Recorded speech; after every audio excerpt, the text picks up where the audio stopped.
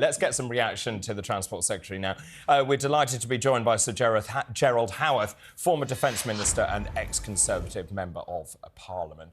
Sir Gerald, very good to see you this morning. Now, Suella Braverman has come out all guns blazing. She's labelled Rishi Sunak's new plan a tweaked version of the failed Plan A. Would you agree? Well, good morning, David, from a very sunny Chelmsworth, where the autumn sunshine is shining through the autumn leaves. It's absolutely wonderful. But our policy on immigration, of course, is not wonderful. And we have just experienced that this week with the decision of the Supreme Court. This is such a difficult area. However, there are some fundamentals. And the fundamental is that the British people have, for decades, been fed up with the level of immigration into our country.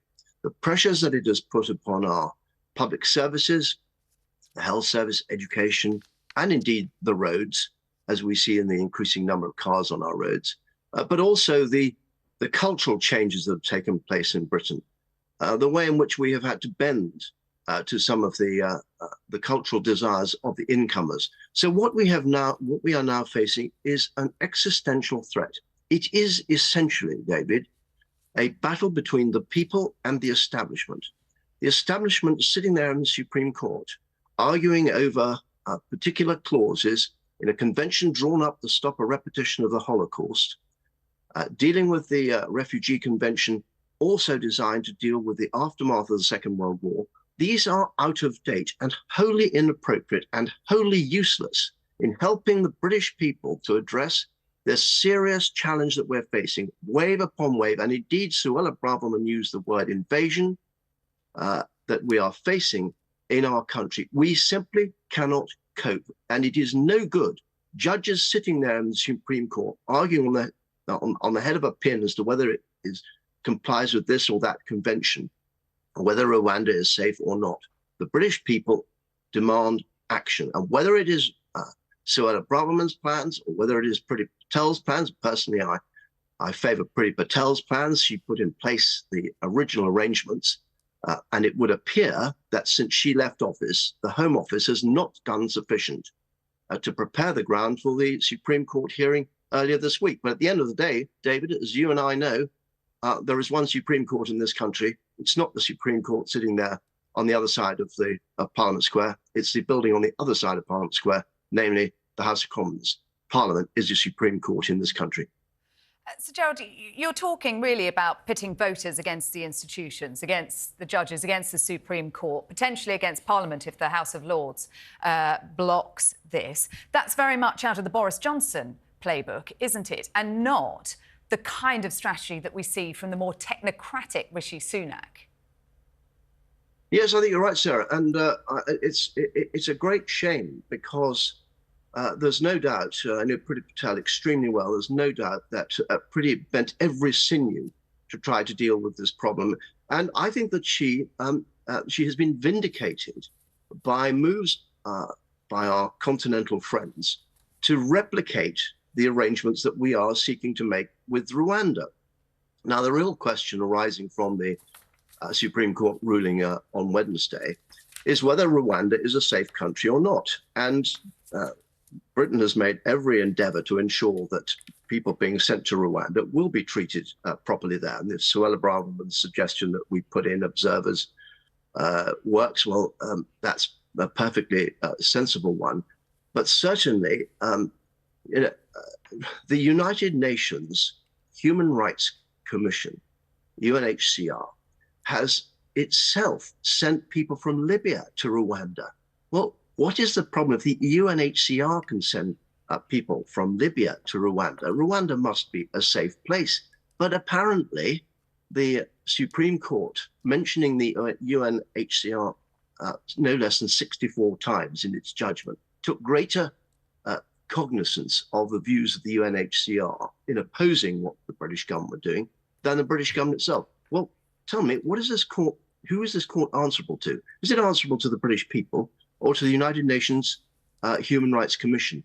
We need to know. And that's what brings me back to my view, and whether it's a Boris Johnson view or not, It's certainly my view now that we face an existential threat. We cannot go on receiving shed loads, boatloads of people coming to this country, whether legally or illegally, because we are full up, and the effect that it is having on our people is very serious indeed. We've seen these demonstrations, tens of thousands of people thronging our capital city. Where were those demonstrators when Russia was targeting civilian buildings in Ukraine? They were nowhere to be seen. They are essentially, I'm afraid, the voice, overwhelmingly, but not exclusively, but they are overwhelmingly the voice of one community in this country, the Muslim community, because they feel that it's Muslims who are being badly treated. So, Gerald, can I just make one Gaza. quick... sorry to jump in, may I make one quick point? I think you're absolutely right. People do not recognise this country. The pace of change has been too fast. They see their communities decimated, and now they feel the government is entirely rudderless. When you look at those political opinion polls, the latest ones, the Conservative Party is in a terrible position, polling at 19%. Do you think it's possible to turn this around before the next election, or are the Conservatives consigned to a period in opposition? I think it is possible to turn it around, because I don't detect that, and this is what my former colleagues tell me on the doorsteps, that it's not that they detect a huge wave of support for Sir Keir Starmer and his Labour Party. And let's not forget that behind Sir Keir Starmer lurk a very powerful and a very frightening group of extreme left-wing momentum and other people ready to sweep him away once they seize power. So I don't think there's any great enthusiasm for Labour. It is just that they feel that we are, you've used the word rudderless. I wouldn't say that they're rudderless. It's a failure to articulate a sound conservative philosophy, as Margaret Thatcher did. And we will look at the autumn statement. We will see if Jeremy Hunt can now talk about incentivizing the economy, reducing corporation tax, not increasing taxes, reducing taxes, so that we do release that growth that the government says that they want to achieve. So the next election, it will be a very clear choice. And the only question remains, David, well, two questions remain. One, whether Conservatives just sit on their hands saying, enough is enough, can't support this government, and let Labour in, or whether some of them vote for the Reform Party, and thereby, in my view, letting in Labour, having the same consequence. But it will be a choice, and it'll be a pretty stark choice. Labour has not made any commitment whatever on policy, save two things. One, to apply VAT to independent school fees, not hitting the rich, they can afford it, hitting the strivers in our country, and secondly, building on our fields. And they'll need to build more on our fields, because they will have an open door policy on immigration. And finally, can I just say to your listener who said what we should be doing is turning the boats back, I could not agree more with him. That is what we should be doing in the Channel. Send the boats back instead of the border farce and the RNLI picking them all up and delivering to our shores at Dover. They should be sent back to France, full stop. Thank you very much indeed. Great pleasure to talk to you. That's Sir Gerald Howarth. Thanks, David.